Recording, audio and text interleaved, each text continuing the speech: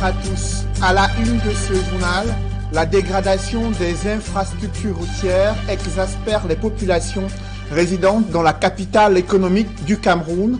Coup de projecteur ce soir sur la route située entre Lokbaba et Niala dans le 3e arrondissement, un axe qui mène à la pénétrante est de la ville de Douala. L'opposition congolaise est-elle en train d'imploser? Après Félix Tshisekedi, c'est Vital Kamerhe qui lui aussi se retire de l'accord commun de l'opposition visant à choisir un candidat unique à l'élection présidentielle prévue dans un mois. Une telle situation et des réactions à suivre depuis le Congo-Kinshasa dans ce journal. Nous parlerons également de la loi de règlement 2017. Ce projet de loi est sur la table de l'Assemblée nationale et le gouvernement qui a eu du mal à défendre un déficit budgétaire enregistré en 2017. Nous en parlerons dans le chapitre économie de ce journal.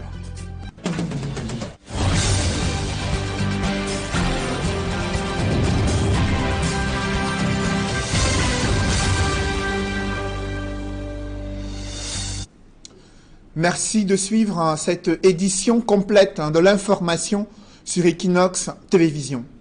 Moins de 3 mois après des travaux effectués sur l'axe Lokbaba-Niala dans le 3e arrondissement de Douala, les populations vivent à nouveau un véritable calvaire. Les routes ne cessent de se dégrader à un rythme effréné. Pourtant, c'est un axe qui mène à la pénétrante est de Douala, mais aussi au stade en cours de construction à Japoma, un stade important pour le Cameroun qui compte abriter la CAN 2019, des populations exaspérées qui vivent un véritable calvaire et qui doivent effectuer un parcours de combattants pour joindre les différents coins de la ville de Douala. Des précisions avec Xavier Foka et Dallas Tiana.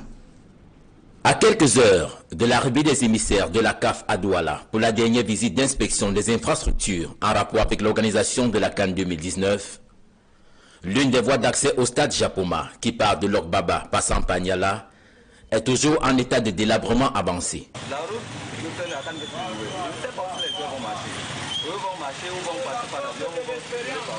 désagréable de voir ça parce que nous sommes ici depuis notre enfance. Et une route qui va directement au stade, elle ne mérite pas d'être comme ça. Là. Donc comme ça jusqu'à Japoma, même dans au lieu dit, dans la route du stade, même c'est grave là-bas, il y a les mardeaux partout. La route est l'une des infrastructures importantes de l'inspection de la CAF. L'état dégradé de celle-ci laisse des Camerounais dubitatifs sur la question de l'organisation de la compétition. Si on regarde la route, la canne va voir l'eau et c'est la route qui mène à la canne. L'espoir est à 50%. L'espoir est à 50%.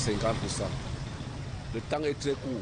Piétons, motocyclistes, automobilistes doivent faire preuve d'ingéniosité et de courage pour braver des mares d'eau et des lacs de cratères créés sur la route. Et surtout, faire face à de nombreux risques et endosser les conséquences de l'état pitoyable de la route. Quand il pleut vraiment, il n'y a pas moyen. Papa, nous, on transporte, le moteur se noie, les routures, tout, la voiture est foutue. Il n'y a pas moyen. Non seulement le transport devient cher et beaucoup de gens sont obligés de courir les risques là-bas au rail. Peut-être les motos roulent au rail, les usagers, dans les personnels. Dans les piétons, non. Sont obligés de passer par les rails là-bas. Il faut voir les risques qu'on court là-bas. Que si le train vous surprend, vous allez seulement plonger dans les rigoles là-bas. Tout s'il n'y a pas une entrée qui va vers une maison d'habitation. Il y a pourtant moins de 3 mois, des travaux de réhabilitation avaient été effectués sur cette route.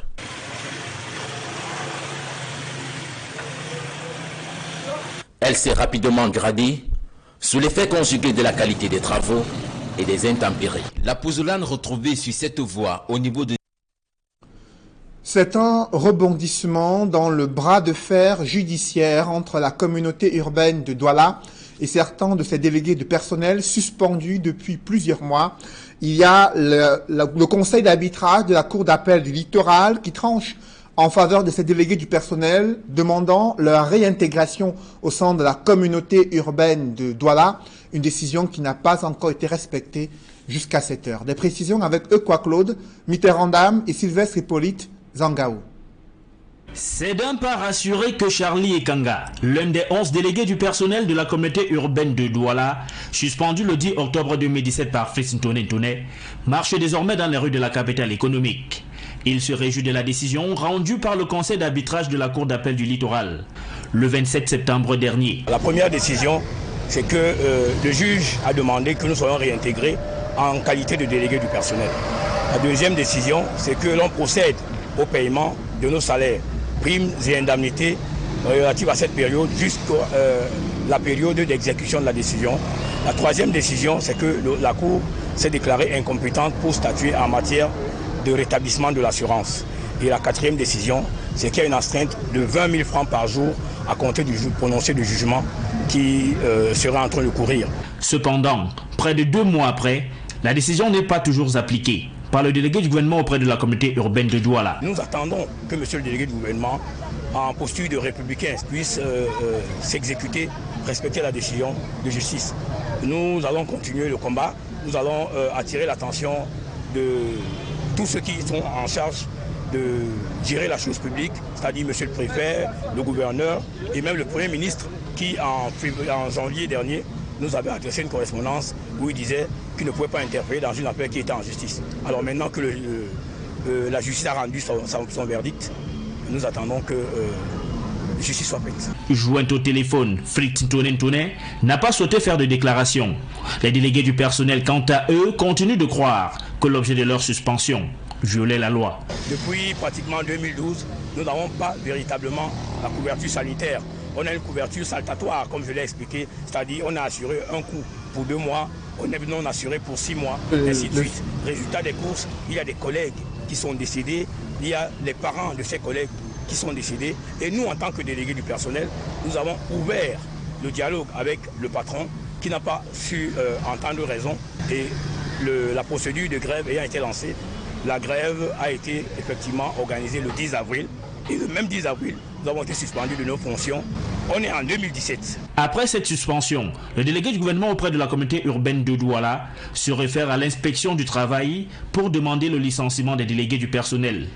Il est débouté, mais reste fermé sur sa décision, malgré les injonctions du ministre du Travail et de la Sécurité sociale, et décide alors de saisir la justice qui vient de rendre son verdict.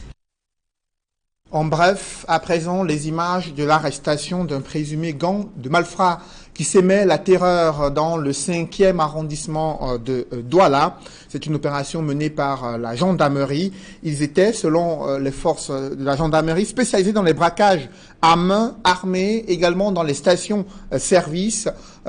Une importante somme d'argent a été retrouvée en possession de ces présumés membres d'un gang de malfrats, mais également des armes de fabrication artisanale et un pistolet automatique. Parlons de ce projet de loi de règlement 2017 qui laisse entrevoir un déficit budgétaire important et un taux d'exécution préoccupant pour les investissements publics. Le ministre des Finances a défendu et justifié les dépenses publiques et la politique budgétaire menée par le Cameroun en 2017. Des précisions avec Joël Essengue et Guy Zogo. Le projet de loi de finances du Cameroun pour l'année 2019 est en passe d'être examiné par les députés à l'Assemblée nationale.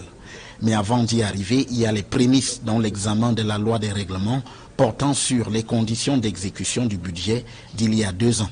Le ministre des Finances vient de se plier à cet exercice devant la commission des finances de l'Assemblée nationale. La loi des règlements, on regarde l'exécution du budget de 2017. La loi veut que nous sommes en 2018 avant d'examiner le projet de loi de finances 2019, qu'on regarde comment s'est exécuté le budget 2017. Il en ressort que désormais, la Chambre des comptes a son mot à dire et que le budget 2017 s'est exécuté dans un environnement marqué par les questions sécuritaires et la résilience de l'économie camerounaise malgré tout. C'est un travail qui est de plus en plus important parce que maintenant il est également validé par la Chambre des comptes et nous avons déjà discuté avec la Chambre des comptes qui a fait un rapport au gouvernement et à la commission des finances. Et les députés voulaient donc poser un certain nombre de questions sur des choses qui étaient déjà plus ou moins connues, à savoir les conditions dans lesquelles ce budget a été exécuté. En outre, d'autres évolutions vont s'adjoindre désormais à l'exécution du budget de l'État du Cameroun. Le nouveau régime financier qui a été voté l'année dernière demande également qu'à chaque loi, maintenant, nous ajoutions un certain nombre d'annexes, les comptes patrimoniaux, les comptes d'affectation spéciale. Là également, les députés ont posé un certain nombre de questions et nous leur avons dit qu'il y a certaines choses qui vont aller en s'améliorant. Sur ce point, devant les nombreuses sollicitations des explications par les députés, le patron des finances souligne une amélioration certes lente dans l'exécution budgétaire au Cameroun, mais rassurante. En 2017, le budget du Cameroun s'élevait à 4 373 milliards de francs CFA, soit une hausse de 3,3%. En 2018, il était de 4 513 milliards pour finalement culminer à 4 689 milliards de francs CFA après une ordonnance du président de la République modifiant et complétant la loi de finances 2018. Le projet de loi de finances 2019 reste, lui, attendu sur la table des députés. L'on en sait désormais un peu plus sur le projet gouvernemental de couverture universelle en matière de santé. Près de 185 soins et services hospitaliers sont prévus dans la mise en œuvre de ce nouveau système de santé. Cette réforme a été au centre des échanges entre le ministre de la Santé et des parlementaires. D'autres détails avec Joël Essengue et Marcelin Gansop.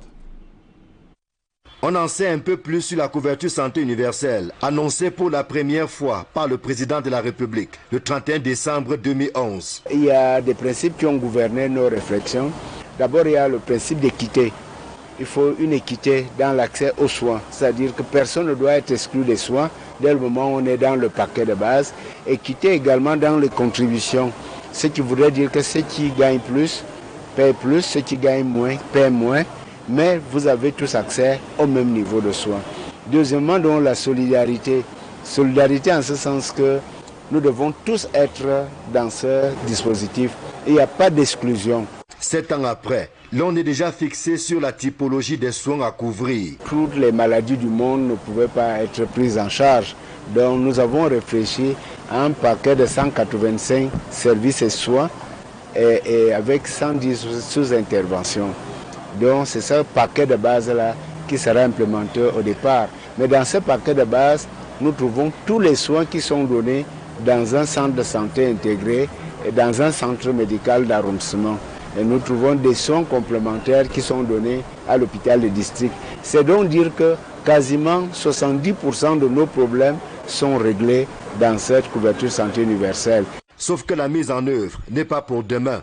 À la différence du régime de retraite qui s'adresse aux personnes pouvant contribuer financièrement, la couverture santé universelle a une portée plus large, doublée d'une exigence de services immédiats, de qualité et sans discontinuité. Le gouvernement a donc intérêt à agir avec méthode pour ne pas tomber dans le piège de la précipitation, afin de doter le Cameroun d'un système efficace et accessible à tous. Nous disons surtout que les populations vulnérables sont prioritaires parce que tous leurs problèmes sont pris en charge intégralement. Il s'agit des enfants de 0 à 5 ans qui sont concernés, la femme enceinte qui ne devrait plus avoir un problème de souci d'aller à l'hôpital ou alors d'accoucher à la maison, parce que tous ces dispositifs vont être pris en charge dans ces paquets de soins. Puis par la suite, les grandes maladies aujourd'hui, les personnes vivant avec le VIH, la lutte contre le paludisme, la lutte contre la tuberculose, les hépatites, les personnes souffrant d'insuffisance rénale sont tous déjà des programmes qui existent parce que c'est déjà un début de couverture santé universelle qui existe avec cette prise en charge qui a été mise en œuvre par l'État et qui va donc s'étendre et surtout s'officialiser. La structuration du système, l'identification du type de soins à couvrir, l'élaboration du protocole nécessaire à l'administration des soins, ainsi que l'évaluation des coûts y afférents. Voilà autant d'acquis partagés avec les parlementaires, le temps d'une journée de sensibilisation. Dans ce chapitre santé, pour évoquer ces chiffres inquiétants, environ 5 à 10% de la population camerounaise souffre de la pneumonie. Les enfants sont les plus vulnérables. C'est l'une des premières causes des consultations médicales pour les enfants, cette maladie des poumons. Comment lutter contre une telle maladie? Élément de réponse avec Flavien Dongo et Faral Bounia. La pneumonie est une maladie infectieuse localisée dans les poumons de l'être humain. La pneumonie est une infection du poumon. de la partie la plus importante du poumon, qui est la partie qui fait les échanges. Donc c'est une infection due à un microbe. Dans le cadre des infections communautaires, au Cameroun, des personnes touchées par cette pathologie sont pour la plupart celles qui ont flirté avec les milieux ambiants souillés. C'est des infections qu'on attrape en ville un petit peu partout et qui sont dues principalement dans notre environnement et même ailleurs, les statistiques le montrent, à un microbe qu'on appelle le pneumocoque ou le streptocoque pneumoniae. Chez les enfants, c'est un germe un petit peu différent. On retrouve aussi de l'hémophilus, notamment chez l'enfant. La maladie qui poursuit son bonhomme de chemin dans notre pays n'épargne personne. Toutes les catégories sont ciblées. C'est les plus jeunes qui sont plus fragiles parce que leur système immunitaire n'est pas encore bien en place, et les personnes très âgées. Il y a un autre groupe qui récemment est venu se rajouter, c'est les groupes de patients qui vivent avec le VIH. Cette autre maladie contagieuse occupe une place inquiétante dans des consultations médicales. Dans ma pratique quotidienne, ça doit représenter au bas mot une 5 à 10% des patients que je vois. Ça ne veut pas dire 5 à 10% de la population, puisqu'il y a un biais. La pneumonie est une maladie dangereuse. Sa prise en charge varie selon les types de patients. Une fois que le patient, la décision de la prise en charge est faite, la base du traitement, on a dit tout à l'heure, je pense que c'est une infection, dont la base du traitement, c'est les antibiotiques. Tout le reste, tout ce qui est fait par ailleurs en hospitalisation va dépendre de l'état du patient. C'est donc une affection évitable. Il suffit d'adopter une hygiène de vie saine. La célébration de la journée mondiale consacrée à la pneumonie était l'occasion pour les populations de découvrir le risque qu'elles courent au quotidien. Des Camerounais ignorent les risques auxquels ils sont exposés à cause du diabète. Des campagnes de sensibilisation se multiplient et pourtant les comportements peinent à changer quant au mode alimentaire, mais aussi aux mesures de prévention contre cette maladie. C'est le constat fait du côté de Yaoundé, à l'hôpital général, où des dépistages ont encore été effectués auprès de la population résidant dans la capitale Yaoundé.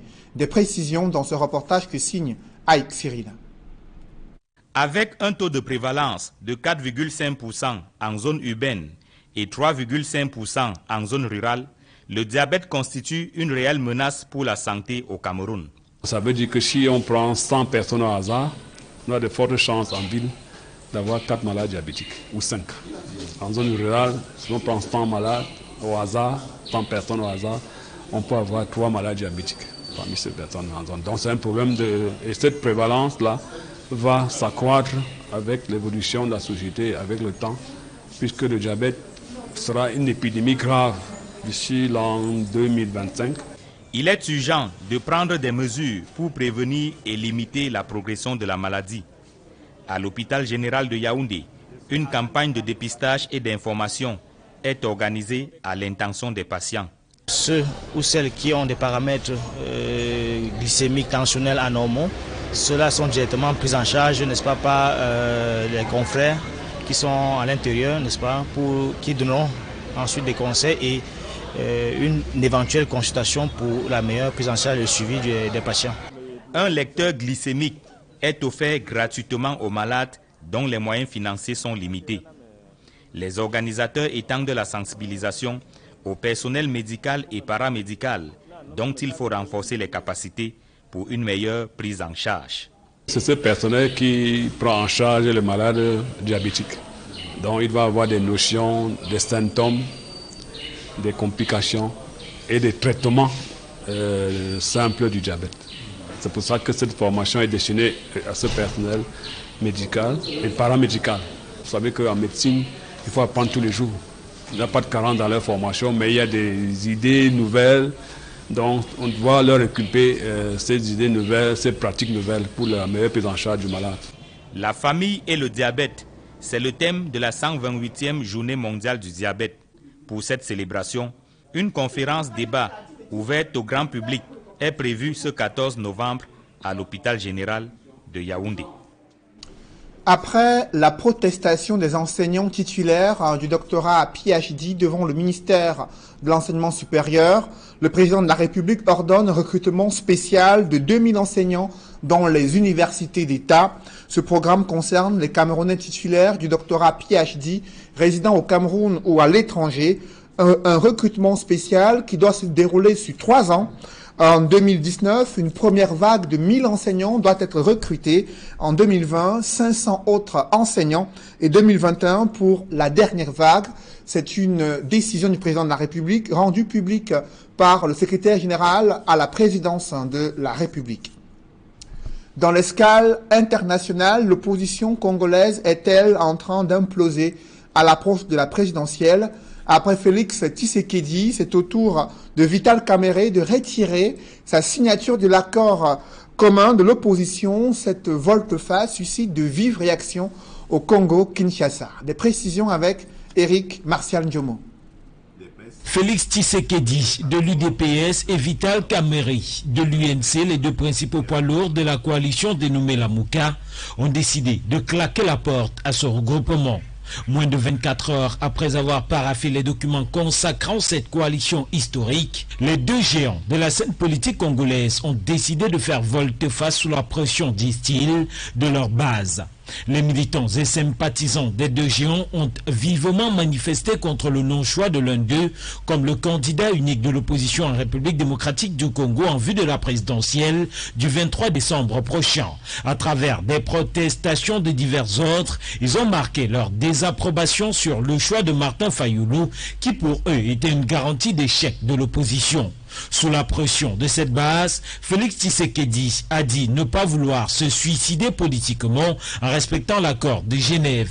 Un parti politique, c'est d'abord sa base. Et je dois rendre à l'histoire le fait que la base à l'UDPS est le moteur même de notre parti. On ne peut pas se dire leader à l'UDPS sans avoir l'adhésion de la base.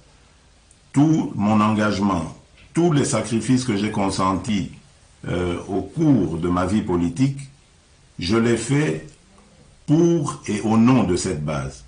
Je ne peux pas aujourd'hui me permettre d'être ou d'aller en contresens avec, par rapport à cette base, sinon alors je signerai ma mort politique. Vital Kamerhe a quant à lui parlé d'autoflagellation se référant à un maintien de son parti, l'UNC, dans cette coalition. Je ne peux qu'obtempérer, donc j'annonce que je retire ma signature pour respecter la volonté de la base. Parce que sans cette base, je vais m'auto-flageller, je vais moi-même m'auto-exclure du parti. Et à quoi ça sert donc d'être un leader sans base? Je voudrais dire à ma base que je suis allé accomplir une mission qu'elle m'avait chargée de remplir. Et je l'ai remplie, mais le retour de la flamme du côté de la base, j'ai compris le message et donc je réponds favorablement à ce message de la base. Freddy Matungulu, Adolphe Muzito et d'autres membres de cette coalition ont promis de respecter leurs paroles données à Genève en maintenant leur soutien à Martin Fayulu. Ce dernier s'est interrogé sur la démarche de ces poids lourds de l'opposition congolaise en les appelant tout de même à revenir à la maison. Des publi-reportages dans ce journal, le directeur général de la Sonara exhorte ses collaborateurs à s'engager dans la performance et une meilleure productivité. L'objectif est de maintenir la qualité de management de cette entreprise, la Sonara. Reportage.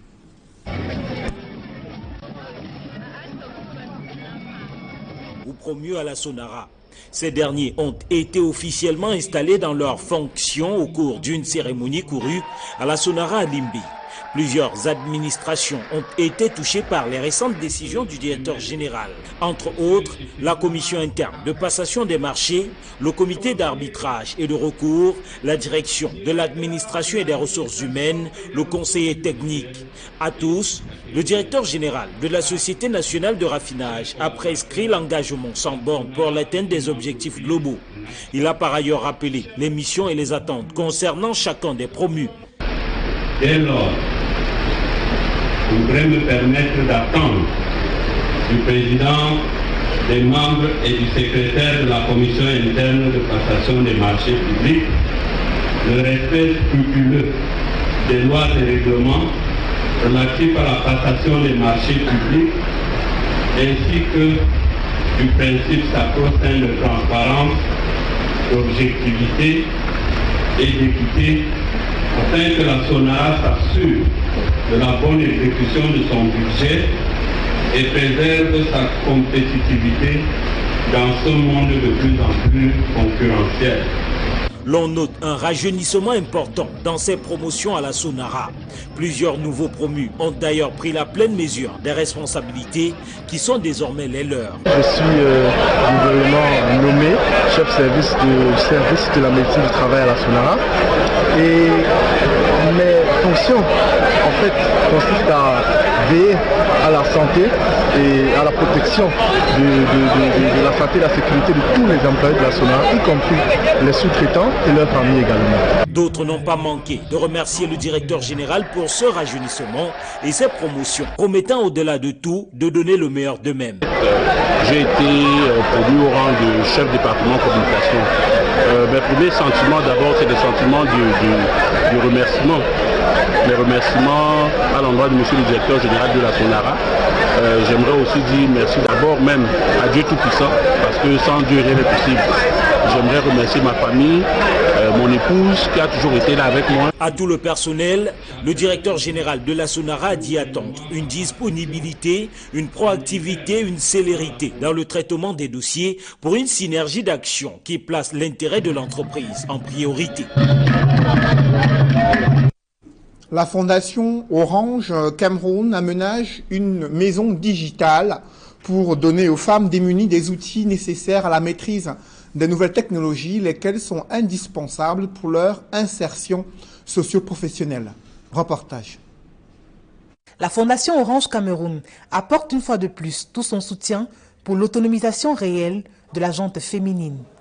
Cette fois, c'est le centre de promotion de la femme et de la famille d'Aqua à Douala de bénéficier d'une maison digitale gracieusement offerte par Orange Cameroun. Mais je pense que le Maison Digitale est un programme que je considère extrêmement effectivement d'aider à l'inclusion, simplement faciliter l'accès au numérique, qui est aujourd'hui considéré comme une technologie totalement indispensable pour réussir à peu près tout dans sa vie quotidienne et aussi son activité professionnelle, aux femmes et bien évidemment en particulier aux femmes qui en sont un peu le plus exclues. Cette maison digitale, don d'Orange Cameroun, offre aux apprenantes des formations en informatique, éducation financière, entrepreneuriat, entre autres, pour une meilleure insertion professionnelle. Donc nous, en tant qu'acteurs dans le monde du numérique, nous souhaitons évidemment faire notre maximum, apporter notre contribution à cet enjeu, je le répète, de l'inclusion numérique. Et je suis très satisfaite de cette visite d'aujourd'hui, puisque tous ces programmes, nous souhaitons les faire en partenariat avec des institutions, des associations locales, parce que nous pensons que c'est le plus efficace. Une initiative saluée par le Centre de promotion de la femme et de la famille. Nous avons déjà 60 femmes formées en bureautique, 90 en éducation financière, dont 30 sont encore en cours. Nous avons également 15 femmes qui sont formées gratuitement en alphabétisation grâce à la Fondation Orange. Donc je peux dire qu'en moins d'une année, c'est un bilan plutôt élogieux et nous ne pouvons que dire merci à la Fondation Orange. C'est un réel plaisir pour nous de dire merci. Merci à Orange Cameroun, merci à la Fondation Orange, merci à la Maison Digitale de Douala. Grâce à cette maison, nous sommes venus ici presque vides sur la gestion financière, les activités génératrices de revenus et tout. Mais en partant d'ici, nous sommes la tête pleine. Orange Cameroun, dans sa mission de promouvoir l'inclusion numérique des femmes en mettant à leur disposition des outils numériques de pointe, compte à ce jour 19 maisons digitales déjà inaugurées sur l'ensemble du territoire national. Mesdames, Messieurs, c'est la fin de ce journal. Merci de l'avoir suivi. Juste après cette édition de 20h, retrouvez Serge Alain Autou et ses invités pour le débrief du journal sur le plateau d'Equinox Soir. Serge Alain. La route Niala-Lokbaba n'a toujours pas fait allure à quelques mois de la Coupe d'Afrique des Nations. Et aussi à quelques heures de l'arrivée d'une mission d'inspection de la CAF dans la capitale économique du Cameroun. Il y a quelques mois, des travaux de réhabilitation avaient démarré. Les populations avaient fondé tout leur espoir en un réaménagement complet de cet axe aussi important qui mène à la pénétrante est de Douala. Rien n'a été fait depuis lors. et la route ne cesse de se dégrader au grand désarroi des populations.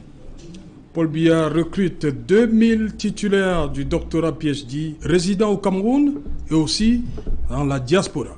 C'est dès 2019 la première vague de 1000 enseignants titulaires du doctorat PhD qui doivent être recrutés dans les universités d'État. C'est une décision du président de la République qui instruit le chef du gouvernement et le ministre de l'Enseignement supérieur de procéder à la mise en œuvre de ce recrutement spécial et les 1000 autres interviendront d'ici 2021. Décision du chef de l'État qui intervient après des protestations menées par ces jeunes enseignants titulaires d'un doctorat PhD devant le ministère de l'Enseignement supérieur. Ils avaient fait savoir que le président de la République avait promis de recruter environ 4000 enseignants. On parle aujourd'hui de 2000 qui doivent être recrutés sur une période de 3 ans. Ok, madame, monsieur, c'est donc l'essentiel du débrief. Bonne soirée à vous, Cédric. Bonne soirée à vous, Serge Alain. Rendez-vous demain 20h. Rendez-vous demain 20h. Madame, monsieur, dans un instant, le débrief toujours en compagnie de nos 4 débatteurs.